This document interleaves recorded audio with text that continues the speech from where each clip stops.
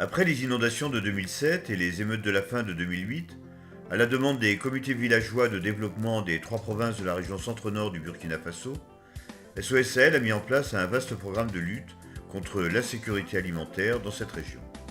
Ce programme a reçu le soutien de l'Union européenne et de la Fondation d'entreprise Air France, la Fondation Aviva, la Fondation d'entreprise Bell, la Fondation Le Marchand pour l'équilibre entre les hommes et la terre, la Fondation L'Occitane et l'association suisse Kinder in Not.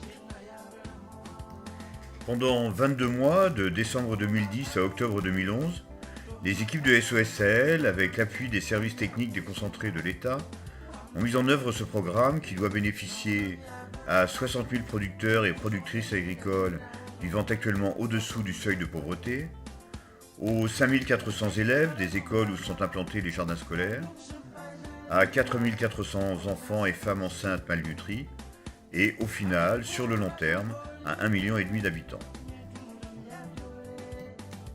Robert Sawadogo, coordinateur du projet SOS Sahel International, indique ce qu'en a été la démarche. Une approche participative, gage d'une appropriation des activités par les populations.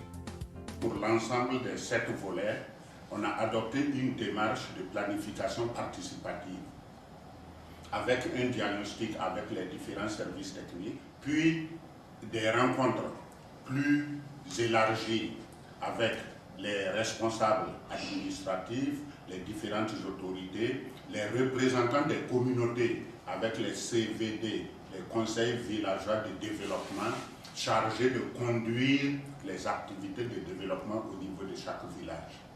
Donc c'est dans cette rencontre-là qu'on a fait la planification du contenu des activités du projet. Et au niveau de chaque commune, il y a eu une assemblée pour décider, en concertation avec les représentants des différents CPD, dans quelle communauté villageoise nous avons le plus de chances de réussir telle activité en fonction de la connaissance qu'ils ont de leur propre terrain. Quels ont été ces 7 volets du programme de lutte contre l'insécurité alimentaire dans la région centre-nord ?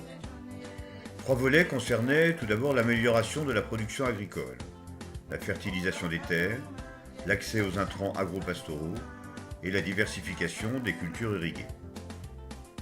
2 volets du programme concernaient le renforcement du marché économique, avec le varentage et la production animale. Et les 2 derniers volets concernaient la lutte contre la malnutrition, avec la sensibilisation aux bonnes pratiques en matière nutritionnelle et la formation à la fabrication de bouillies enrichies. Premier volet du programme, la fertilisation des terres. L'objectif était de restaurer 3500 hectares de terres cultivables et d'accroître ainsi la production agricole de 30% grâce à la fertilisation des champs à partir du compost produit dans des fosses fumières, la mise en place de cordons pierreux, de demi-lunes, de digues filtrantes pour freiner les ruissellements et améliorer la fertilité des sols, des gabions pour combler les grilles d'érosion. L'utilisation de la technique d'usaille a par ailleurs permis de forcer les eaux de pluie à s'infiltrer dans le sol et d'apporter des microdoses de nutriments aux plantes. L'accès aux intrants agro-pastoraux. Il s'agissait de rapprocher le service de fourniture d'intrants des producteurs et de leur permettre de s'approvisionner toute l'année à des prix raisonnables en intrants de qualité, engrais, semences, aliments pour le bétail. 28 banques d'intrants ont été créées et dotées en premier stock de roulement. 10 champs de multiplication des semences améliorées et certifiées ont été plantés. Troisième type d'action, la diversification des cultures irriguées. Ce volet comprenait 3 séries de réalisations. Des périmètres maraîchers permettant l'émancipation économique des femmes, l'aménagement de bas-fonds en production de riz et l'aménagement de jardins et de vergers scolaires. Les périmètres maraîchers. Il s'agissait d'accompagner 1000 femmes dans la mise en place de 20 périmètres maraîchers de 2 hectares chacun, soit 40 hectares au total. Ces femmes devaient être à la fin du programme totalement autonomes, au plan de la production et au plan de la gestion. Elles pouvaient ainsi non seulement améliorer la qualité des repas de leur famille, mais surtout avoir des revenus propres liés à la vente de leur production, pouvoir épargner et ainsi créer d'autres activités génératrices de revenus et participer directement au développement économique de la région. 20 motopompes fournies par le projet permettent d'irriguer les superficies aménagées. 34 mécaniciens et mécaniciennes ont été formés à leur utilisation et à leur entretien.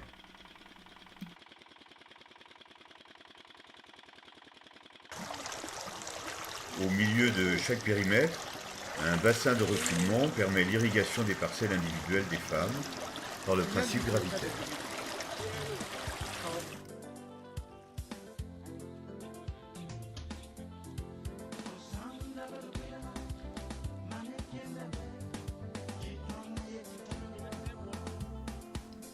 L'aménagement de bas-fonds. L'objectif était de produire 500 tonnes de riz supplémentaires par an, ce qui générait par ailleurs la création de 7500 emplois.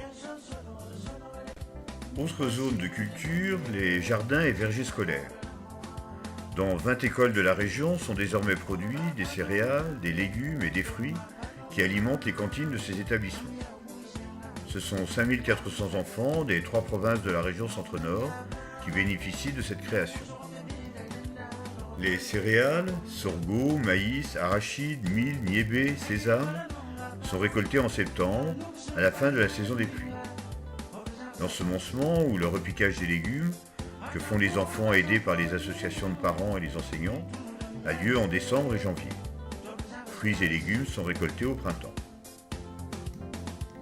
Classe de CM2. L'instituteur fait un cours sur la mise en place d'une pépinière et sur les techniques d'entretien. C'est l'occasion d'associer cours de géométrie et formation à l'agriculture. Et après la théorie, ce sera la mise en pratique dans le jardin d'école lui-même. On arrose pour que la terre soit mou. Après cela, on mélange avec du compost ou bien du fumier bien décomposé.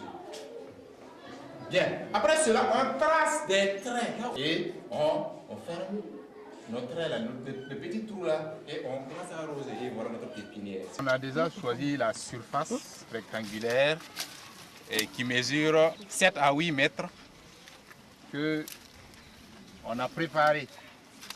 Après avoir arrosé, on a bien broyé la terre, mélangé avec du compost ou du fumier bien décomposé. Après avoir creusé, on a arrosé avec de l'eau tiède. Après avoir tracé les lignes verticales, on met les semis. Chaque jour. Même aujourd'hui, vous avez remarqué que les arbres sont arrosés, il y a toujours de l'eau même là-bas. Et c'est chaque jour qu'ils font. Autre volet du programme destiné à renforcer le marché économique, le varentage. Le varentage permet aux producteurs de réguler le flux de leur production et de la vendre au meilleur prix pendant la période de soudure. Cette période est celle qui sépare de la prochaine récolte la fin de la consommation de la récolte de l'année précédente et l'épuisement des réserves des greniers. Juste après la récolte, quand les prix sont au plus bas, le producteur dépose en gage sa récolte dans un magasin de varentage. Il reçoit en contrepartie un prêt, consenti par une institution de microfinance, d'un montant égal à 70% de la valeur du stock au cours du marché. C'est la phase de constitution. Lorsqu'arrive la période de soudure et que les cours des céréales ont monté, le producteur récupère son stock et peut le commercialiser. Il est alors en mesure de rembourser son prêt et il dispose en plus de liquidités. C'est la phase de dénouement. 8 magasins de varentage ont été construits dans le cadre du projet. 1000 producteurs, dont 500 femmes, ont été formés en gestion des stocks. La production animale. Plus de 500 foyers ont pu acquérir un bouc et 2 chèvres grâce au crédit proposé par une mutuelle villageoise créée spécialement pour la gestion de ces microcrédits. Ces troupeaux naisseurs, remboursés dès la naissance et la vente de jeunes bêtes, permettent à ces foyers de produire de la fumure organique, indispensable pour la fertilisation des terres, et bien sûr de bénéficier d'un revenu complémentaire. Les fonds remboursés par les premières femmes bénéficiaires permettent de financer de nouvelles bénéficiaires les années suivantes, selon le principe de la rotation des fonds. Les femmes ont été formées à la gestion de la caisse mutuelle et à la distribution des crédits. L'éducation des mères et des femmes enceintes aux bonnes pratiques en matière nutritionnelle constituait un autre volet important du programme. La malnutrition, très fréquente dans toute la zone sahélienne, peut en effet entraîner, notamment chez les enfants de moins de 5 ans, ou même avant la naissance, des séquelles irréversibles au plan du développement moteur et cérébral. Première action conduite par SOSL Burkina dès le démarrage du projet, former des agents de santé villageois. 2 agents par village, un homme et une femme, appelés animateurs endogènes. Le but est d'agir grâce à ces agents au cœur même des villages. Ils sont formés au diagnostic de la malnutrition et aux méthodes de traitement de la malnutrition modérée. Ils sont en contact étroit avec les infirmiers du centre de santé du district et en cas de malnutrition sévère ou aiguë, les enfants sont référés au district par ces animateurs endogènes. 440 agents de santé villageois ont été formés en 2010 par SOSL et par les agents de santé de district, pour 220 villages. C'est eux en fait, qui sont les agents de proximité au niveau donc, des populations. Donc on les a identifiés, et après les avoir identifiés, donc on a procédé à leur formation.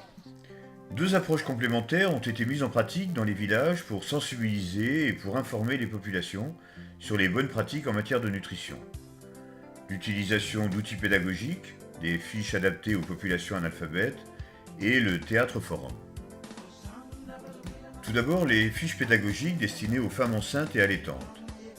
Dans chacun des villages, les femmes sont réunies en petits groupes et à partir de visuels et de jeux de questions-réponses, l'animateur de SOSL indique aux femmes ce qu'elles doivent faire pendant la grossesse et après l'accouchement, notamment au plan de leur alimentation et de celle de leur enfant.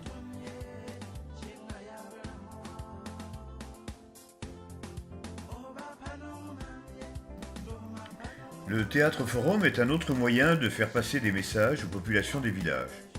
Tout d'abord au travers du spectacle, puis grâce à des échanges entre les acteurs et les villageois.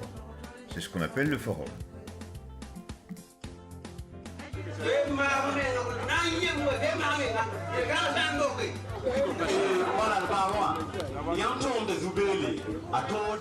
Le diagnostic de la malnutrition. Au cours du spectacle, l'une des scènes permet de montrer au public comment identifier un état de malnutrition, chez la femme enceinte et chez l'enfant entre 6 mois et 5 ans.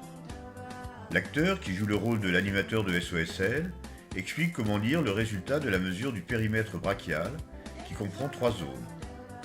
La zone verte, il n'y a pas de malnutrition. La zone jaune, la malnutrition est modérée, la prise de bouillie enrichie s'impose. Mais si on se trouve dans la zone rouge, il s'agit d'une malnutrition sévère ou aiguë, et il y a urgence à se rendre au centre de santé du district. Dernier volet du programme, lutter contre la malnutrition par la dotation d'aliments achetés sur le marché local et par la formation des mères à la fabrication de bouillies enrichies. Cet apprentissage se fait d'abord collectivement, mais les agents de santé villageois vont aussi au domicile de chaque mère vérifier que les recettes sont strictement appliquées. Le dosage des ingrédients et leur mode de cuisson sont en effet très précis. Toutes les femmes qui ont été visitées savent bien faire la bouillie. Elles savent la nécessité qu'il y a une amélioration. Quel bilan tirer de ces 22 mois passés par SOSL, avec l'appui des services techniques déconcentrés de l'État et grâce au financement de ses partenaires dans la région Centre-Nord? D'abord, les communautés villageoises se sont appropriées des activités économiques qui leur permettent de renforcer leur sécurité alimentaire. Nouvelles terres fertilisées et mises en culture, production animale, intrants agro-pastoraux de meilleure qualité et bon marché, varentage. Et puis le soutien apporté aux organisations paysannes et aux conseils villageois de développement leur permet de jouer désormais un rôle majeur dans le développement local. Ainsi, les communautés de base, soutenues par les animateurs endogènes et avec davantage de revenus, peuvent participer directement aux plans de développement locaux.